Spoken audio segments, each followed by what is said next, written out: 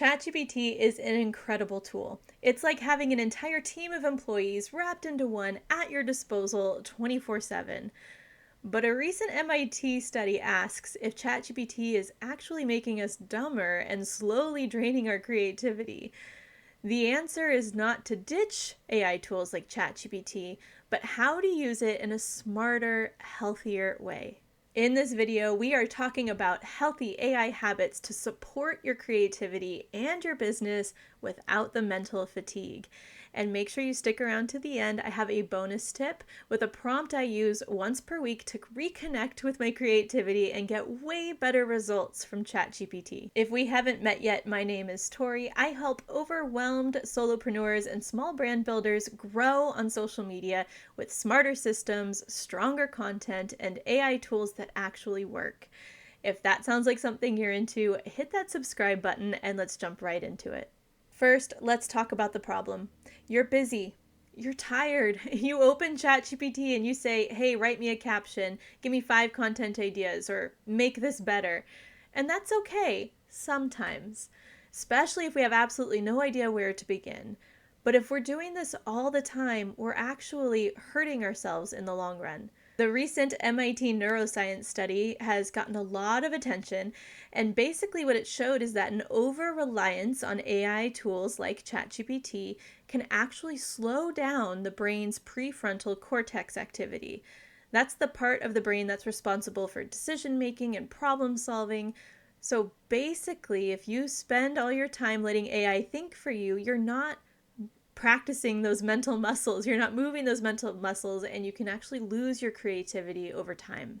When we outsource all of our idea creating and critical thinking, we start to feel creatively disconnected. And solopreneurs, small brand builders, small business owners, I feel like we're the most at risk because we wear so many hats, and it can be so tempting to just hand it all off when we're feeling overwhelmed and exhausted. So let's talk about what to do instead. These are what I call the healthy AI habits. There are 5 of them that are going to help you amplify your creativity, not replace it. The first healthy habit is to start with you. Instead of just asking ChatGPT to create content for you, you give it something to start with that you had to strategically come up with. It could be a story or a few bullet points or an article you really loved or a sentence you really like. Whatever it is, to start with that piece and give it as much of the angle and direction as you can so that you stay the strategist and AI just becomes the lackey, the intern that helps you get it onto paper. Healthy habit number 2 is to treat AI tools like ChatGPT as if they are an intern or an assistant, not your professional copywriters or content creators. What these tools create should not be the final draft. It should be the first draft. And you can train these AI tools to come up with drafts that get closer and closer to final, but it should never be final. You need to go in with a fine-tooth comb to make it your own, to add your context, your personality, your specific stories that make this human, and that practice again, that creativity to keep your brain working and make it yours. Healthy habit number 3 is to use ChatGPT for the boring stuff. This is the stuff that you have to do all the time, that you wish you had an intern or a virtual assistant to help you out with. So for example, if you've ever caught yourself thinking, why can't I have someone help me do this? That's a great task for a tool like ChatGPT. For a quick example, I create these videos on YouTube and I use ChatGPT to help me create social media posts from it, Pinterest pins, email newsletter, anything else I need to pull from the content that I've already created. AI helps me save a lot of time kind of finding the highlights to pull out of it. And then again, I go in with a fine-tooth comb and finalize it before sending it out. You can also use ChatGPT for more back-end things like summarizing long-form video content or podcasts to give you kind of the bite-sized takeaways you need, or creating timelines for product launches, or even helping you kind of organize your scattered thoughts and just talking it through with you. Any of those things where we can let ChatGPT do the heavy lifting, not the critical thinking, frees up your brain to focus on the things that really matter and the things that can help practice that prefrontal cortex activity. Healthy habit number 4 is to set a time limit. This is something that I have just started doing, and it has made a big difference for me in getting frustrated with the tool or getting stuck with the tool.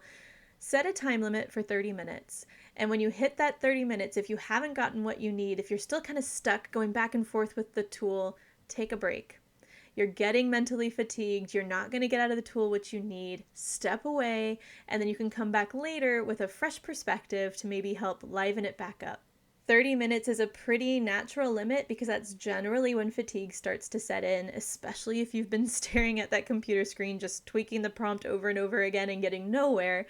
But if something a little shorter sounds better to you, or maybe a little longer if you're working on a bigger project, find what that time limit is for you and stick to it. Step away. Sometimes your best ideas will come with that fresh perspective when you take a break, go outside, and take a walk. And healthy habit number 5, ask better questions. Notice I didn't say write better prompts. Instead of saying something like, give me 10 hooks for social media, ask questions that can get you there a little bit better, where you're having to put in the thought of, what do I actually want to say? What do I want this tool to help me come up with? Some examples here are, what would someone confused by this article ask? What's a more relatable way to explain this idea? How would I say this to a client or a customer who's feeling stuck? Or what's the real problem this solves? When you treat ChatGPT like a creative partner, not a vending machine, you're going to start seeing much richer outputs, more unique angles, and things that are really going to sound more like you because you put that work in first. This is especially important as AI tools like ChatGPT continue to grow in popularity, and everyone is kind of starting to sound the same. These unique perspectives or angles are going to help you stand out. So not only are you practicing your creativity, you're also getting better results. The bottom line is, we don't want to just ask ChatGPT for outputs. We want to ask better questions, and asking those questions will get us smarter, more unique results. If this video has encouraged you to start using healthier AI habits to support both your brain and your business, then I have something else for you. It's called the Prompt Coach. It is a free custom GPT agent that is trained to think and speak exactly like me to help you create prompts more thoughtfully that will get you smarter, more unique, and better results. I've linked to it in the description below. It is 100% free, and it will live in your own ChatGPT as a plugin that you can use anytime you need it. And now for that bonus tip I promised you at the beginning of the video, and it's the no prompt prompt. Once a week, you're going to go on ChatGPT and you're going to say, what should I be thinking about that I'm not right now? When you're using ChatGPT somewhat regularly, it's going to understand your goals, what you're working on, and it's going to help you find the blind spots, the reminders, the things you maybe aren't considering that could be huge for you in your business. When it comes to ChatGPT, it's not about working harder or prompting better.